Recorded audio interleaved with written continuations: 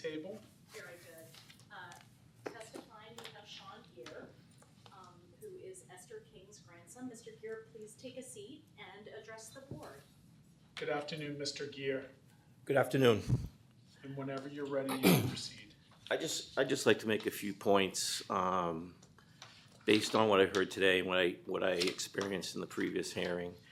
And one of the things that's kind of overlooked a little bit is the fact that, you know, my mother was an only child, raised by her mother, single parent home, and she was just devastated, obviously, by the murders. And it affected her the rest of her life. She passed 10 years later at the age of 53. So the ripple effect of the crimes was felt by us, still felt by us today, but more immediately by my mother, who never really recovered. Secondly, I read through the previous transcript. I heard the description of the crimes today, and growing up, I was in that house a lot. And the area where this took place is essentially about a 4x4 hallway with my great uncle's room here, my grandmother's room here, and the bathroom here.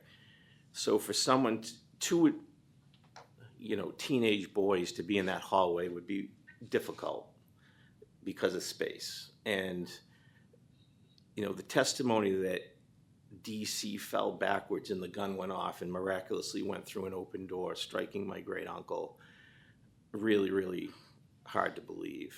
And Mr. Ships also stated that, you know, one punch would solve the problem if they got into trouble in the house, and yet he brought a gun and used it.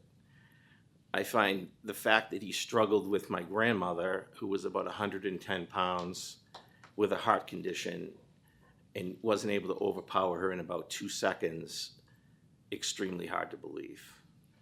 And I just want the board to take this into consideration, because I think that when you come to something like this, you kind of have to lay it on the line and tell what really happened, and I really question that wholeheartedly. And the final thought was, you know, my great uncle and my grandmother had a dog, and the fact that he wasn't barking or didn't disturb everything prior to anyone getting close to the bedrooms really leads me to question that as well. And I hope you take this into consideration. I appreciate your time this morning, or this afternoon. Thank you, Mr. Gear. Thank I you. just wanted to serve just Oh, sure. because I'm glad you brought it up. Your testimony matters, your family's testimony matters, and we had the benefit of listening to you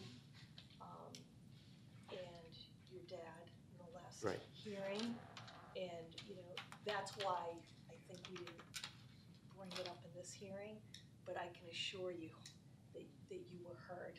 I appreciate that. And you were heard again, Okay. so thank you. Okay. Thank you, you. Mr. Gear. Thank you, Mr. Gear. You can take a seat, Mr. Gear. Thank you. And next we have Assistant District Attorney Michael McGee from Norfolk County.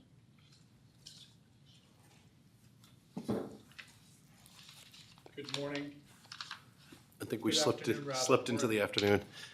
Thank you, members of the parole board, for your service and your care and attention to this important matter.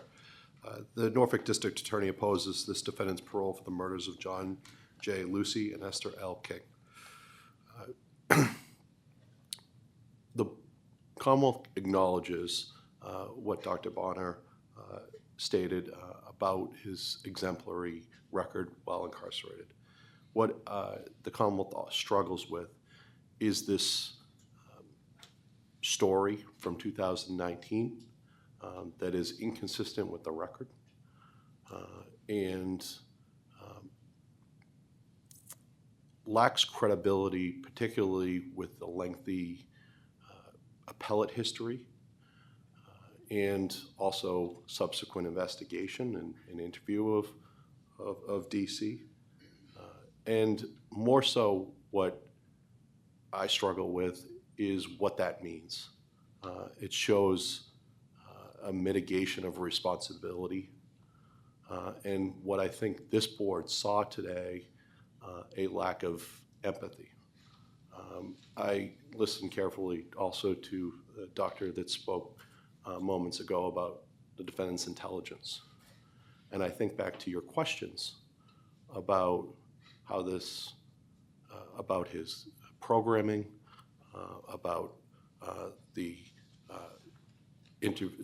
discussions he had with his father at the time of the plea, and the impact on the family, and how much he struggled with those questions, and how many times they were asked, and how he was given many opportunities to put himself in the shoes of the victim's family here and really understand the impact that this has had. That meeting with his dad wasn't a bad advice. For this family, these verdicts, these life sentences, for at least in some way, gave them justice. Diachenko was devastating to these families. As you just heard, had generational impact to these families. These parole hearings have an impact on them that is devastating. That is real. And also hearing about new facts that are inconsistent with reality and with the record has a devastating impact on them.